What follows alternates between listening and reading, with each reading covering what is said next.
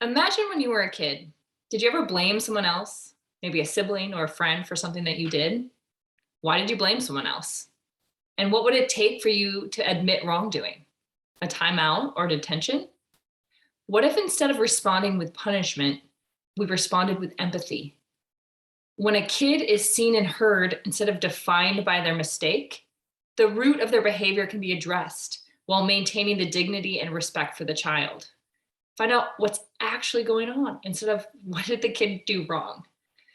Why don't we try as a society to center the harm and healing instead of focusing on the punishment?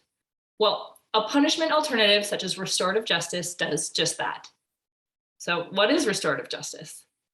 It's an alternative, non punitive process for achieving justice. It's a value or a way of being that can be embodied as a daily practice of empathy, respect, and dignity. Restorative justice is often used as a tool that centers harm, and it focuses on community, accountability, repair, and healing. Restorative justice can be achieved through many different methods, many rooted in Indigenous beliefs. It can be practiced through a restorative conference, through small group circles, or other personalized forms such as letters or surrogates. Most restorative justice practices involve a facilitator, the harmer and the harmed, along with supportive community members for each of them. And when life gets messy and tough, restorative justice is inclusive rather than othering. And it works. Restorative justice involves the harmer, harmed, and community in the process as a way of providing support for accountability and repair that leads to actual sustainable change. And when used in lieu of the criminal justice system, restorative justice programs see significantly less recidivism rates than mass incarceration. And when used in a school system, student outcomes improve with far fewer incidents of expulsion and more understanding of root causes that helps provide support instead of punishment. For example, let's say as a child, you hit your sibling because they stole a toy from you. They cry out, your mom comes running to see what happened. Does she yell at you? Does she put you in a timeout? And how does that make you feel?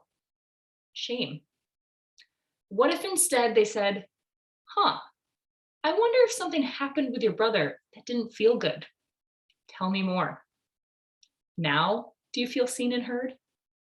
Restorative justice is more than an alternative to punishment.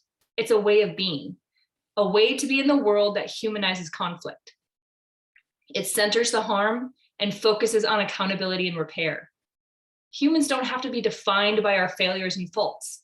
And we can be seen as the kid who is having a hard time, not as the bad kid. We need to change the way that we teach our kids to resolve conflict by starting with the way that adults resolve conflict. Punishment isn't working, and empathy is.